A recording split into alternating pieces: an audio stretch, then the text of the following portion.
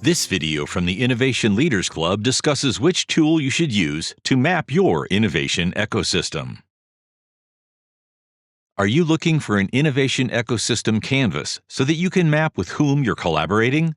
Get inspired by multiple mapping tools, each serving a different intent.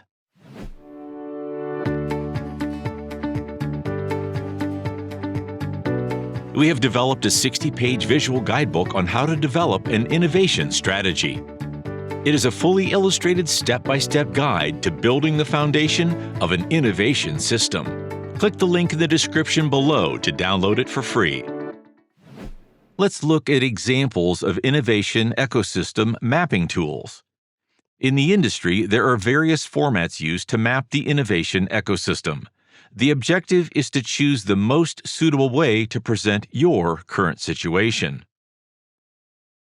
Notice that this format includes the 3 layers included in the innovation ecosystem. First, the internal layer, then the close external partners, and lastly, the extended external layer. This tool maps the innovation ecosystem by referring to the value chain. The process aims to map all the stakeholders in the value chain and link them with the innovation ecosystem.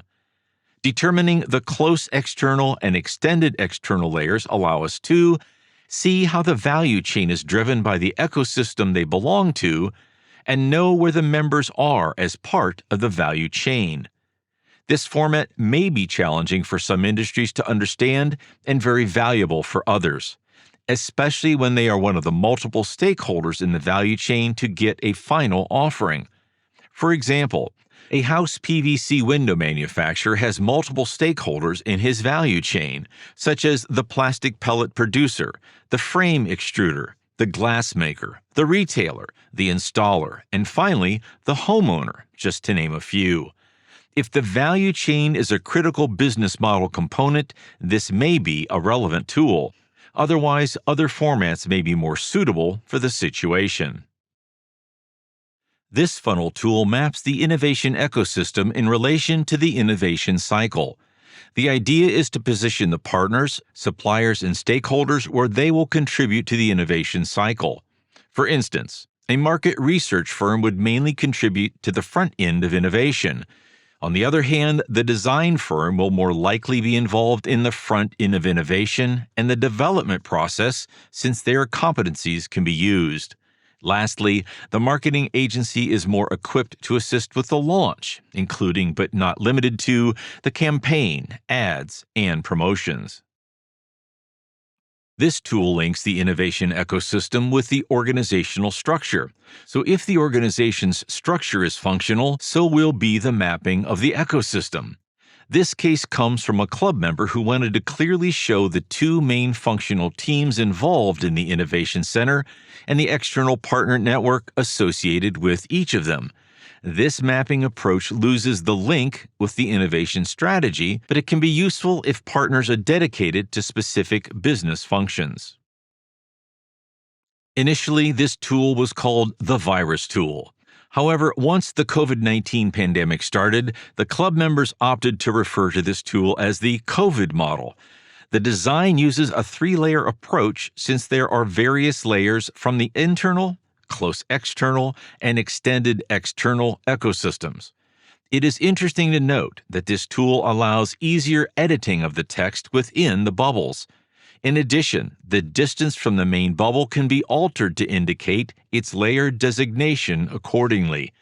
Some suppliers may be closer or farther, thus serving as a visual representation. In this example, Research Center E is an extended external, while the others are close external. This approach to visually present the ecosystem is interesting and intuitive. However, the main downside is that at times it can be challenging to fit everything on one page. This particular scenario applies when there are multiple suppliers or partners within the organization's ecosystem. Here is the most popular tool among club members that is useful in mapping the ecosystem. Among its unique features is the comparable appearance to the solar system. Notice that the internal ecosystem is at the center. Like the sun, it radiates to the close external ecosystem and extended external ecosystem, and potential contributors emerge around it. The actual contributors and potential contributors to the innovation ecosystem are indicated in separate sections of the radius to distinguish the actual contributors from potential contributors. Next, create value versus deliver value is also indicated here. Club members often ask, what is the difference between the two? To simplify things, create value represents every stakeholder involved in creating the innovation. On the other hand, deliver value includes the stakeholders who operationalize the delivery of innovation after its development.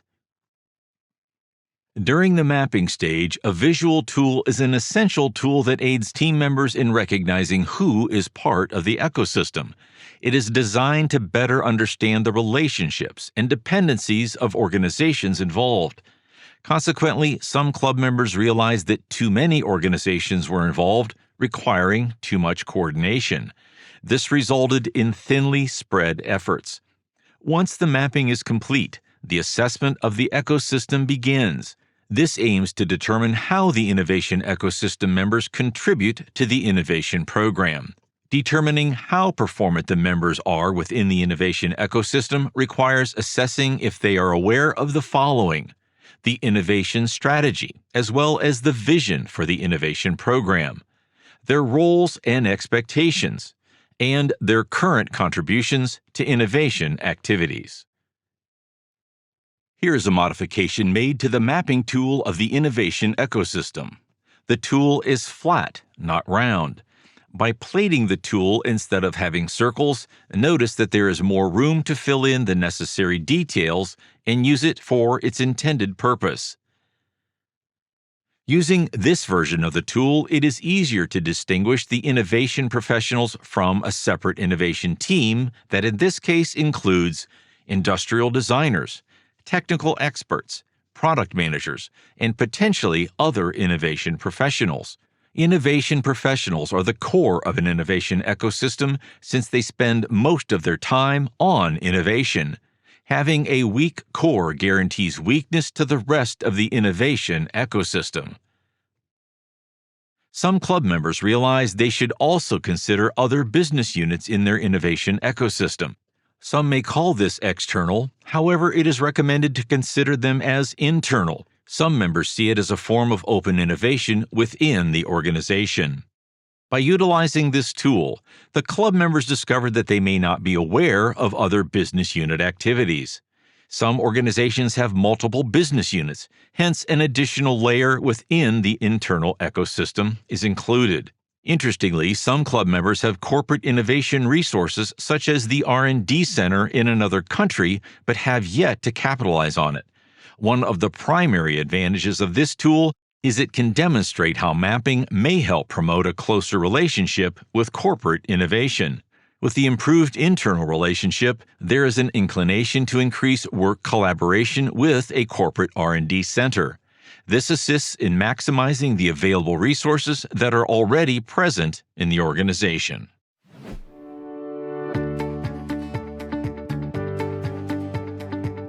If you haven't already done so, you can get your hands on our popular 60-page visual guidebook for free. Click the link in the description below. Don't hesitate to watch the next video to learn even more about innovation management practices.